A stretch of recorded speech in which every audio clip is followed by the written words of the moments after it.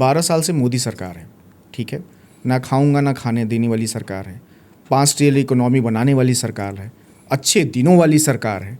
माफ़ कीजिए, बस एक सवाल है मेरा। 123 करोड़ रुपए थे 2004 में बीजेपी के अकाउंट में, आज 10,000 से ऊपर के करोड़ हैं 2024 में, ये एडीआर की रिपोर्ट कहती है। सर, किसके पैसे होंगे और कहाँ से आए होंगे?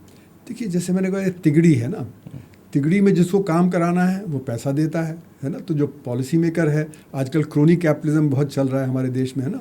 क्रोनी कैपिटलिज्म का मतलब है कि कुछ जो बड़े बड़े बिजनेस हाउसेज हैं जो क्रोनीज हैं आज, है ना। जैसे कि नाम नहीं लेना चाहिए, पर आपको पता है कि 4 कौन से बड़े बिजनेस हाउसेज हैं। बिल्कुल सर, हम नाम लेंगे। अच्छा, ठीक है।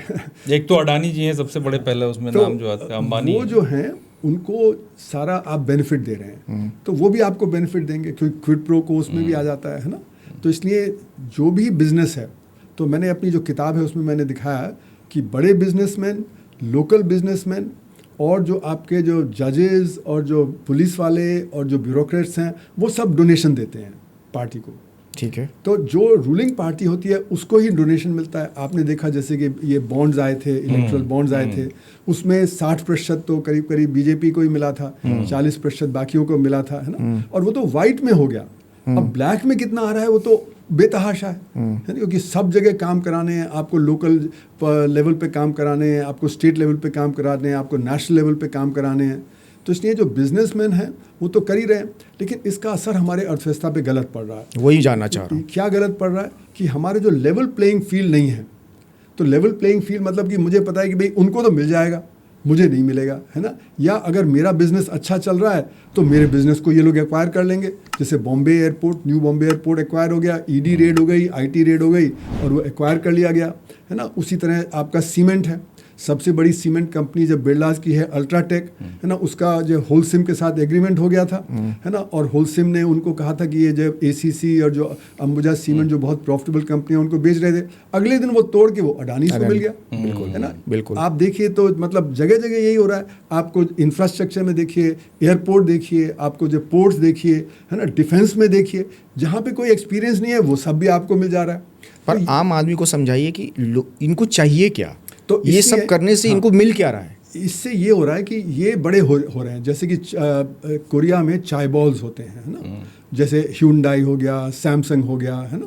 पर लेकिन वो लोग टेक्नोलॉजी डेवलप करते हैं, इसलिए वो वर्ल्ड बीटर हो गए, ठीक है ना। वर्ल्ड में सब जगह सैमसंग, ह्यूंडई, इन सब का हो गया, है ना। आज नहीं, आज से 20 साल 30 साल पहले से हो रहा है। हमारे यहाँ कोई टेक्नोलॉजी नहीं डेवलप करता। द टाटाज टेक्नोलॉजी डेवलप कर रहे हैं, ना अडानीज कर रहे हैं, ना अंबानीज कर रहे हैं, ना कोई और कर रहा है। हम टेक्नोलॉजी इंपोर्ट कर लेते हैं, इसलिए हम R&D में एकदम पिछड़ गए हैं। Okay. दुनिया में जिसके पास आज R&D होगा वो आगे बढ़ेगा, जिसके पास R&D नहीं है वो पीछे हो जाएगा। और उसके पीछे हमारी 2 वजह हैं कि एक तो हम R&D पे 0.65% खर्च करते हैं GDP का, जबकि मात्र, जबकि साउथ कोरिया और ये चाइना जो है ना, ये 3% 4% खर्च करते हैं। तो यानी कि चीन हमसे 5 गुना बड़ा है और 3% करता है, तो यानी हमसे 22 गुना ज़्यादा R&D में खर्च कर रहा है। और अमेरिका हमसे 100 गुना ज़्यादा खर्च कर रहा है, क्योंकि वो हमसे 20 गुना ज़्यादा बड़ा है। तो इसलिए जो सारी टेक्नोलॉजी डेवलपमेंट है वो वहाँ हो रहा है, यहाँ पे हमारे यहाँ नहीं। अब जैसे AI है वो बड़ी ज़्यादा झटका दे रहा है सारी दुनिया में, है ना। हम उसमें पिछड़ गए हैं और इसीलिए हमारे अगर आप देखें तो फॉरेन डायरेक्ट इन्वेस्टमेंट बाहर जा रहा पिछले अक्टूबर से, और पोर्टफोलियो इन्वेस्टमेंट जो सितंबर 2024 से जा रहा है बाहर। क्यों? क्योंकि वहाँ पे जो स्टॉक मार्केट अमेरिका का है उसमें जो 7 टेक्नोलॉजी कंपनियाँ वो बेतहाशा बढ़ी हैं, वो ट्रिलियनर्स हो रहे हैं, है ना। और साउथ कोरिया में अभी अगर आप देखें इस साल उनका 100% बढ़ गया मार्केट, हमारा तो मार्केट गिर गया। तो पैसा यहाँ से वहाँ जा रहा है और वो फिर टेक्नोलॉजी की प्रॉब्लम है। और हम जितना टेक्नोलॉजी में पिछड़ते जा रहे हैं वो इसीलिए क्योंकि एक तो हम पैसा कम खर्च करते हैं, दूसरा हमारा समाज बड़ा फ्यूडल है, सामंतवादी है। ऊपर से ऑर्डर आता है, नीचे फॉलो करना पड़ता है। आपके जो इंस्टीट्यूशंस हैं, यूनिवर्सिटीज़ हैं, वहाँ पे भी इसी तरह का कल्चर है। तो R&D का एनवायरनमेंट नहीं है। R&D के चाहिए कि आपको जो क्वेश्चन करना है, जो आज की नॉलेज है उसको क्वेश्चन करना है, तभी आप आगे बढ़ेंगे। बिल्कुल। हमारे यहाँ तो अगर आप क्वेश्चन करेंगे तो आपको तो एंटी नेशनल बोल देंगे या कुछ और बोल देंगे, जेल भेज देंगे सर। सीधी बात है, जेल भेज देंगे, कुछ और भी कर देंगे। आप जब सवाल करेंगे तो आपको जेल भेज दिया जाएगा। लेकिन मेरा सवाल सर है, मैं एक तो इसलिए हमारा R&D बहुत कमज़ोर हो गया है, क्योंकि हम बहुत फ्यूडल हैं। हमने शिक्षा पे ध्यान नहीं दिया, है ना। और इसीलिए मुझे याद आता है कि विक्रम सेठ की सूटेबल बॉय में वो बताता है 1950s में जो लैंडलॉर्ड क्लास था वही हावी था हमारे जो लीडरशिप पे, वहीं से आ रहे थे। तो वो बच्चों को नहीं जो पढ़ाने देना चाहता था। मैंने भी जब फिजिक्स छोड़ के इकोनॉमिक्स में आया तो उसके बीच मैंने रूरल डेवलपमेंट में थोड़ा पार्टिसिपेट किया। तो हमें वो लैंडलॉर्ड वहाँ का बोलता था पलिया कि आप बच्चों को पढ़ा दोगे तो मेरे गरड़िए का काम कौन करेगा। और इसीलिए हमारा शिक्षा पे ध्यान नहीं है। तभी हमारे जो annual states of education report है जो 2005 से आ रही है वो क्या बताती है, वो बताती है कि बच्चे 5वीं जमात के दूसरी जमात की पढ़ाई लिखाई गणित नहीं कर पाते। तो 40% बच्चे 2024 की रिपोर्ट में है वो दूसरी जमात की पढ़ाई लिखाई गणित नहीं कर पाते, तो ड्रॉप आउट कर जाएंगे, है ना। पर ये देखा जा रहा है कि हमारे यहाँ जो शिक्षा है वो रट्टा मार के होती है, वो समझ के नहीं होती।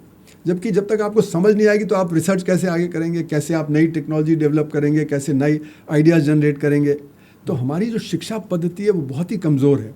और खासकर अब तो और भी परेशानी आ गई क्योंकि जितना प्राइवेटाइजेशन और कमर्शलाइजेशन हुआ तो अब जो आप देखिए तो सब जगह कोचिंग चल रहा है, बिल्कुल, है ना। और कोचिंग वाले क्या करते हैं क्योंकि उनको जब एडवर्टाइज करना है कि हमारे तो इतने जो टॉप 100 में 50 आ गए तो क्वेश्चन पेपर लीकेज करेंगे, वो तरह तरह की और गड़बड़ियाँ करेंगे।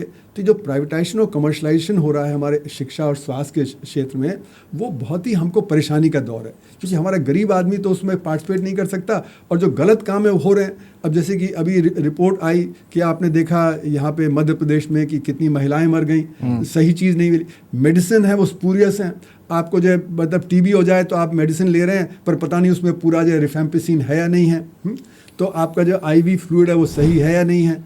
तो इसलिए लोगों का हेल्थ और जो एजुकेशन है वो बहुत अहम है, उसमें हम बहुत पिछड़ गए हैं। और इसीलिए अमर्त्य सेन ने 1986 में एक लेख लिखा था कि भाई 1947 में तो हम सब बराबर थे ना, साउथ कोरिया, चीन, भारत, मलेशिया, इंडोनेशिया, हम गरीब थे, शिक्षा का अभाव था, स्वास्थ्य का अभाव था। वो कैसे इतने तेजी से बढ़ गए 1980s तक आते आते, है ना। वो कैसे टाइगर इकॉनमीज हो गए, हम कैसे पीछे रह गए।